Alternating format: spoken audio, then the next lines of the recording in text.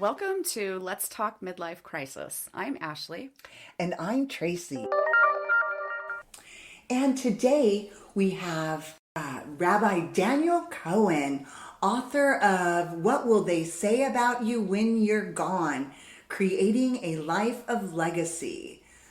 Welcome, Rabbi. Thank you very much for having me. Welcome. It's great to have you. Yeah. So you are, not only are you a rabbi for more than 30 years, you're a mentor, a guide, a motivator, and now a best-selling author as well. Tell us a little bit about yourself and how this all became. Sure. Well, I guess part of the kind of origin story, a little bit of just why I focus so much on legacy and leading your best life was my own personal experience with loss. When I was in college, my mom suddenly passed away from a brain aneurysm at 44. And my whole life was turned upside down. I'm the oldest of six. And my parents and my father used to live with me well, and my mother were always focused on really being grateful every day and doing the best that I could. But obviously when something like that happens, a person really begins to think that nothing is something we should take for granted, that every day can be something really special. And I live with that awareness, but then when I got to the same age as my mom, I always knew that she was young, but when I got to the same age that she was, I began to ask myself, am I doing the best that I can to lead the life, that God has invested within me? And it really gave me pause to think about what am I doing, with the talents and the gifts to really make a difference in the world. And as a rabbi, in many ways, I also grapple with that because I meet a lot of people, and sometimes it's only in a moment of crisis when they come to ask for some support. And then, when things are fine and life just goes on, the days just move.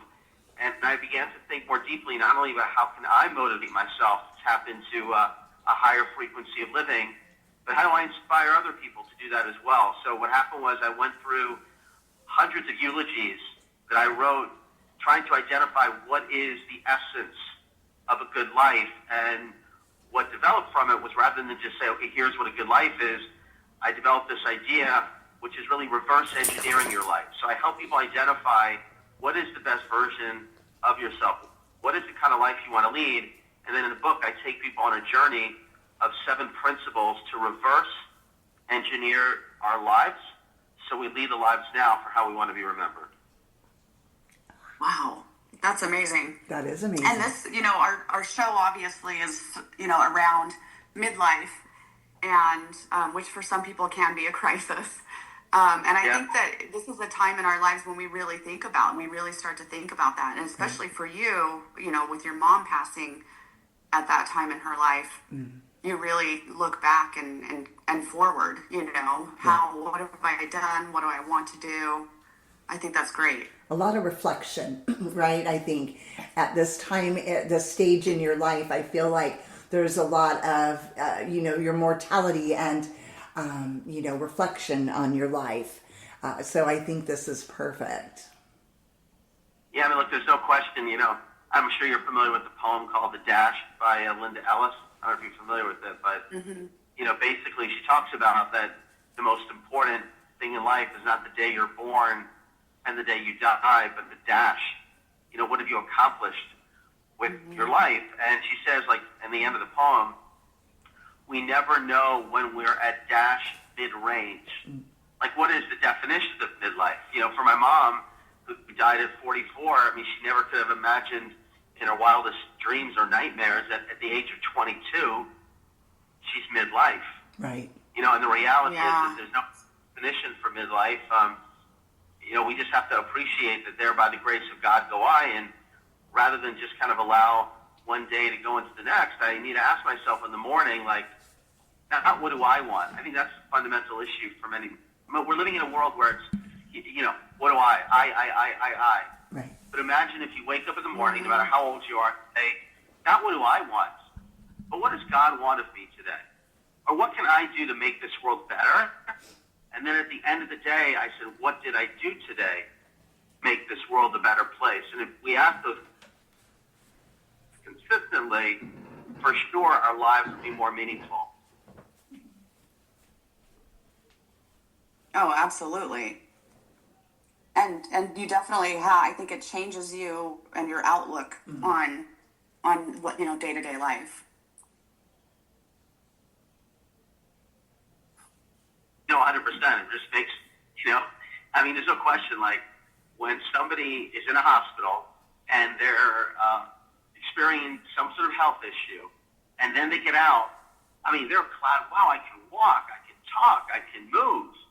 And the truth is that's really every day. One of the stories I'd like to think about is there was a 94-year-old man who had COVID in the summer of 2020. And he was on a ventilator for a number of months. And thank God he got off of the ventilator.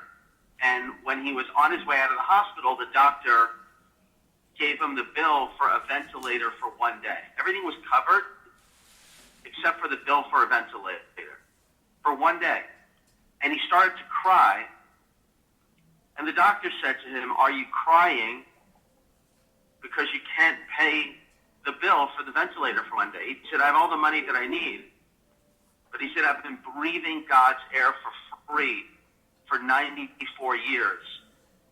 And now I know how much one day's breath is worth." Wow. Wow. That's incredible. It gives you pause when you hear something like that. Oh, absolutely. Yeah, it absolutely does. And sadly enough, I think that sometimes it takes a tragedy or near tragedy event for us to take that pause, right? And have that reflection, and to put things into perspective. And at least that's what I have found personally in my life. And then when it does happen, I honestly try to hang on to it for as long as possible, because I know that life is going to take over again. And then I'm going to get back into the same grind, right? Your daily grind. And it's going to slowly fade away until, sadly, something else, causes you to pause, right? Well, again, the premise of the book and the premise of everything that I do is that, life does not have to be a highlight film.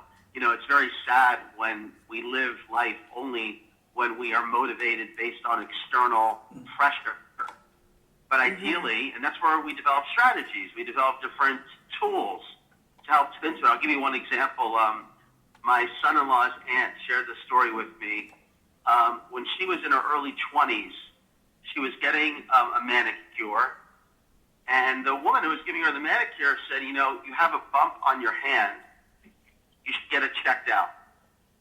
And she got it checked out, and it turned out she had a tumor on her hand. She's in her early 20s. Oh my goodness. And she had to get it operated on. And the doctor said to her, he said, "Look, God willing, I will do the surgery successfully. But I want you to know that if something doesn't go right, God forbid, you will no longer be able to move some of the fingers on your hands." So she, thank God, had a successful surgery. And she said every morning, this is what I mean by intention, every morning when she wakes up, she lifts up her fingers to God. And she says, "Thank you, God, I'm alive." And she counts to 10 with all of her fingers. Right.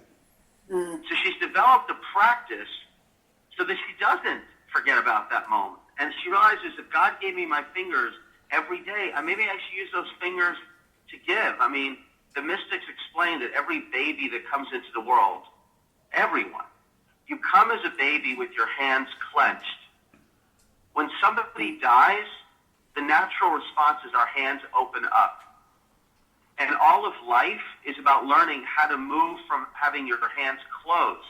I need to gather, I'm accumulating this, to leaving your hands open. That's life. How am I taking my blessing and not holding them for myself? That could be my wisdom. That could be my kindness. That could be my ability to listen. That could be my patience. And then putting it out on the table every day to help uplift somebody else in the world. Right. Wow. Yeah, that's such a great analogy. I know that personally I have, 4 grandchildren, and my oldest grandson is 15. I'm kind of getting up there in the years, maybe leaning out of my midlife into my third act. And it definitely has me thinking about mostly my grandkids, to be quite honest, and, how much more time I'm going to have with them. And just how it's just moments matter, right? It's all about the little moments. And so I've had a couple conversations with my 15-year-old who hopefully at some point this will resonate with him, and hopefully it's before I'm gone, right? That he's going to understand, the words and what I'm trying to share with him, and have him open his eyes. But I also remember me at that age, and I felt very, immortal, and death wasn't really something that I could grasp, right, in the full sense of the nature of it. But in any event, most recently, I have found myself, resonating 100% with your book, with what you are, mentioning here, what you're talking about. And you just don't know. I've been blessed to be here for 60 years, right? And you just don't know if I don't know if I have another 10 years, another 20 years, what have you. But I find the older that I get, the more gratitude I have on a daily basis for just the simple things, right? All of the monetary things just seem to fade away at this stage. And it just definitely, I have a restructured purpose, right, and perspective. Yeah. Look, I mean, that's something, and again, you're right, when you talk about your 15-year-old grandson, I mean, I remember also, like, when you're young, you, don't expect, you feel a sense of immortality. At the same time, the more that we can get ahead of the curve and just, even at a young age, and no matter what age, by the way. I mean, look, the reality is, I've had this where somebody in their mid-70s died, they want to just get more focused on maximizing time. I just celebrated this weekend. We paid tribute to a fellow who just celebrated his 90th birthday, okay, with his family. And he made a major life change at 77 to devote more of each day to his spiritual growth. Now, here's a guy. He could have said at 77, like, all right, how many more years do I have?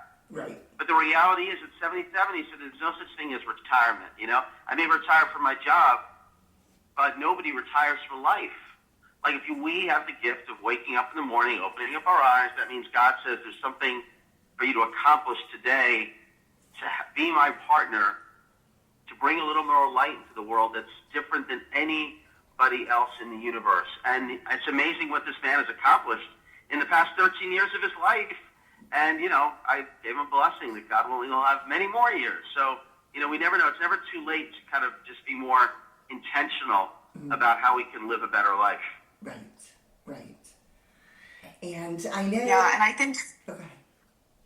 Sorry, I was just going to say, I think, too, that not only being grateful for our life, but, the fact... I'm grateful that my mom is still here with me. I'm grateful for her life, and that I get another day with her. And because, like you said, you don't know when that day is going to come, when you're not here anymore, or when your loved ones aren't here anymore.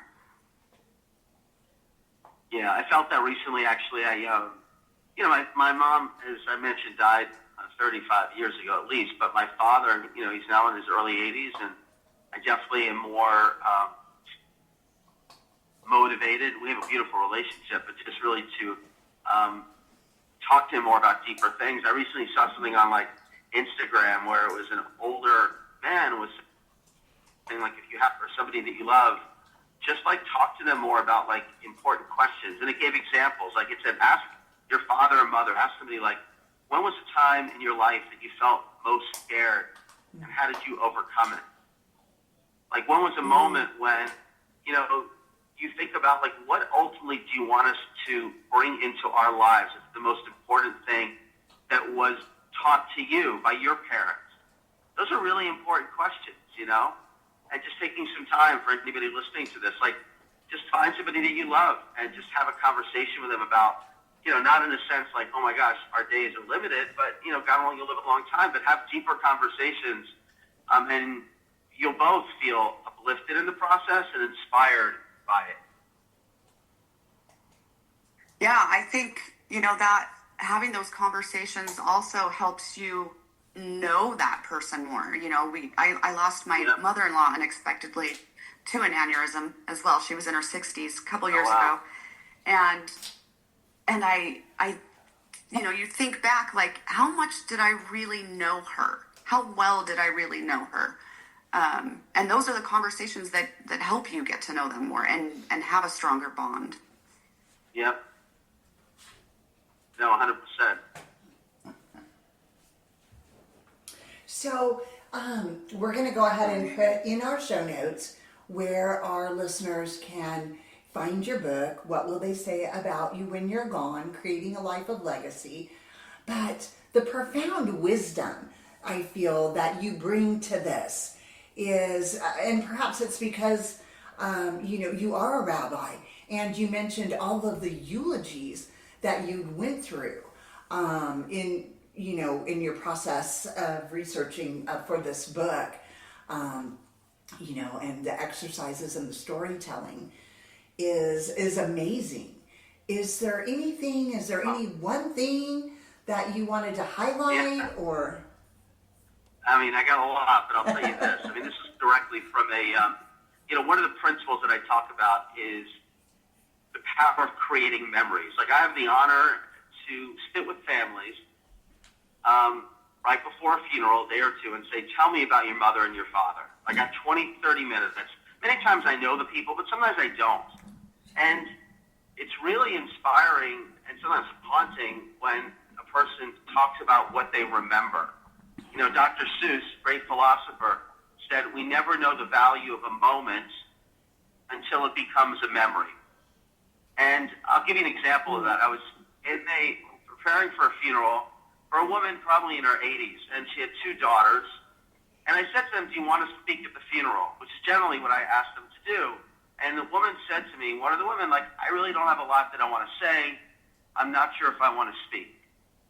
So we get to the graveside funeral, and I ask again, I said, is there anything you want to share? Now, the woman is in her mid-50s, and she says to me, there's 2 memories that I want to share, and here is one of them. I'll never forget when I was 8 years old, I was fast asleep. And my mother wakes me up in the middle of the night, and she says, honey, it's snowing outside. Why don't you just wake up and let's go outside and play?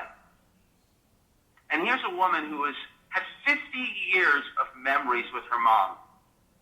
And the moment that stood out was a moment of spontaneous love and an experience of joy with her mom. So when I hear about something like that, I say to myself, what am I going to do today to create a memory for somebody that I love? Right. How am I going to go outside my comfort zone just to be fully present? I mean, that's the problem today. A lot of people have CPA disease. CPA is continuous partial attention. Mm-hmm. Like, we're in front of people that we love, but we're not even thinking about it. Like, they have to tell us, could you please pay attention?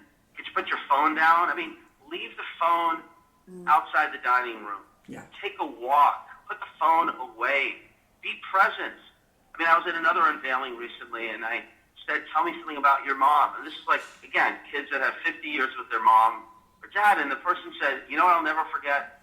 When I was a teenager, I came home from high school, and my mother stopped what she was doing, and she just listened to me patiently for 30 minutes. She didn't say anything. So to me, like, that is so inspiring and a reminder for all of us that we can create memories. We can create a legacy just by being present, sharing an experience, being there for people. And you don't need any money to do that, but that's really one of the keys in my mind to living a life of legacy, is creating memories, being fully present in a moment of love for people in your life. Yeah. Yeah, because it really is all about love at the Absolutely. end, right? At the very end, or at the end, it's all the way through, but I don't think that you realize it as much. But it really is all about love, right? Yep, 100%.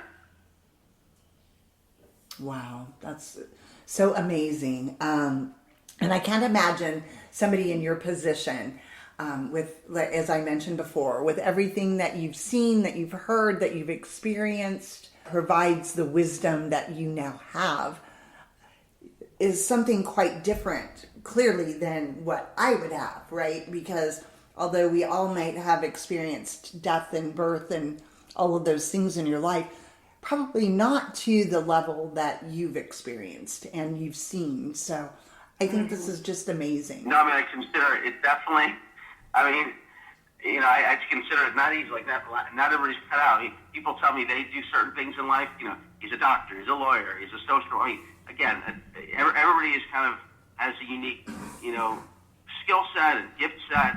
But for me, I found my calling through the rabbinate, and it's been a real honor, and it still is, God willing, for many years to be with people in these moments, because it truly makes a difference. And if I can share that wisdom to inspire other people who may not have had those experiences, you know, that's to me what I love to do. That's amazing. Well, you've shared some amazing information with us. I love it and appreciate it. I think it's great what you're doing. Thank you. Well, God bless you too. Thank you. Thank you. I think we could all use a little bit of blessing. And I would be remiss Oh, yes. and have this time with you and not mention something that may be totally random, off topic, but I just feel compelled to mention it to you. There's a Netflix show called Nobody Wants This, and I'm just curious if you've heard of it. I have, but remind me what it's about. I don't watch too much. What is it about? That's okay. It's about a rabbi who falls in love with a Gentile, and it has a fantastic cast. And in my opinion, I am a non-Jew, but it sheds such a wonderful light on the Jewish community and on being a rabbi. And actually, he refers to himself hot rabbi. Anyhow, it's a comedy, and but it's very endearing. And I was just curious if you'd seen it at all, because it really opened my eyes up about the Jewish community and being a rabbi. And like I said, it was funny because it was shortly thereafter that we had connected with you, and my friends were all teasing me. They're like, "Oh my gosh, hot rabbi, Tracy, you have a hot rabbi coming on your show." But I think it just modernizes to a degree. That's hilarious. Yeah, the religion. It's a really cute show. It's like, you know, I've heard about the show, but you know, I'll have to check it out or something. You'll have to check it out. You'll have to check it out. So nobody calls you hot rabbi? You know what? I just do my best to bring a little bit of maybe the only thing I would say is I try to bring a lot of light. So if that's the association of heat, that's good. And he actually brings it's Adam Brody who stars in it, and he's the rabbi in the show. And there's actually a Rabbi Cohen who is the head rabbi of the temple, and it's set in LA, etc. And so Adam Brody, the character, is up for the position of head rabbi, but because he's dating this Shiska, they say, you know, then of course that's taboo. So she's, you know, will she convert? Will she not? Anyways, it's a comedy, and when they show him in temple, you know, giving his sermon, he tells jokes, so there's a lot of humor in it. And in any event, it actually just opened my eyes up tremendously to the religion in itself. So, and I, like I said, I'd be remiss if I didn't mention it. And if you haven't seen it, I think I would love it if you would watch it, just to get your feedback on it. And it is a comedy, right? So it's uplifting. Yeah. And at the end of the day, I feel that it makes the viewers feel good, right? Mm-hmm. And for me, there's just so few programs out there with this massive amount of content that we have that actually make you feel good, right at the end of the Heartwarming. show. Yeah, it's very So, heartwarming. yeah, it's very heartwarming. And anyhow, so I would be remiss if I didn't bring it up. So, I mean, look, I totally fine. I mean, how often do you have a rabbi on the show and you can tell about a Netflix series? So I'm happy that you brought it. Totally fine. yes, and to all of our listeners, please watch it if you haven't watched it. It is, and they're short little 25-minute episodes.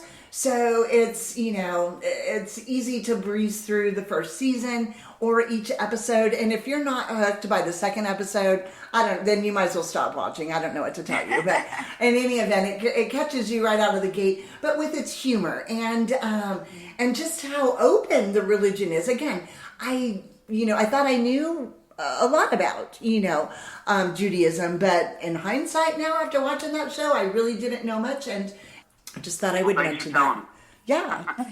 And thank you for coming on our show and talking about this, topic that at this stage of the game in midlife and beyond, it really is important, because I do feel that you start to think about your mortality and, those types of things. And when you have family, maybe some regrets. And as you mentioned, there was a 70-plus-year-old man that just, went ahead and changed his way of life at that age, which to me is so refreshing.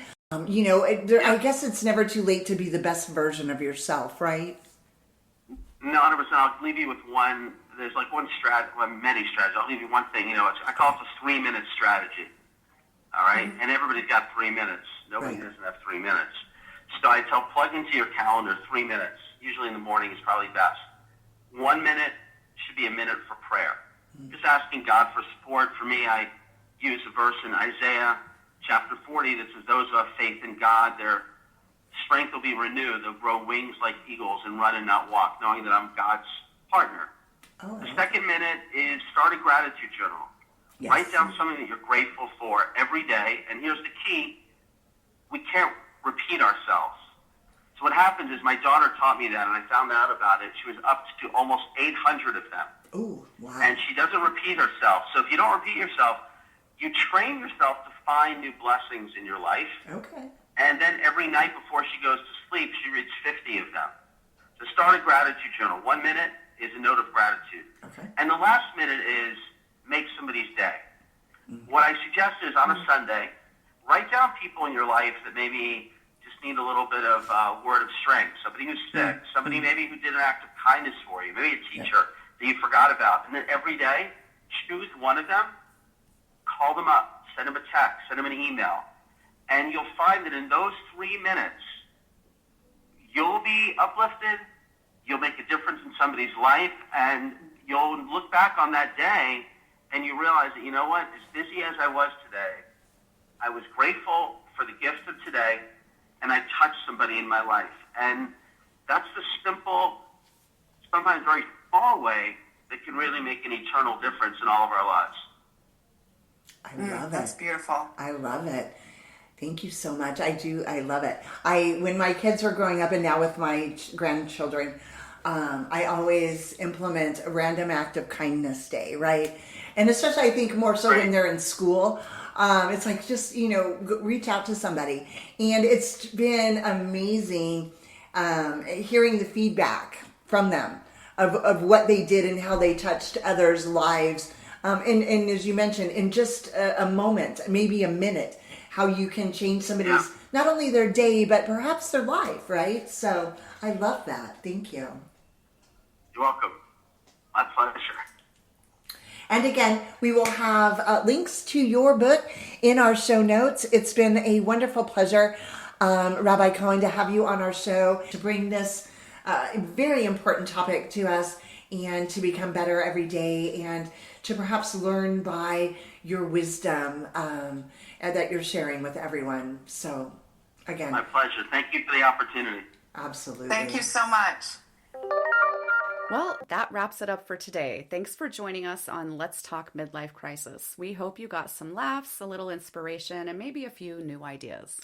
If you loved today's episode, hit that subscribe button so you'll never miss an episode. And hey, share the love. Send this episode to a friend who could use a good laugh and some midlife wisdom. Connect with us on social media at Let's Talk Midlife Crisis and let us know what's on your mind. We love hearing from you.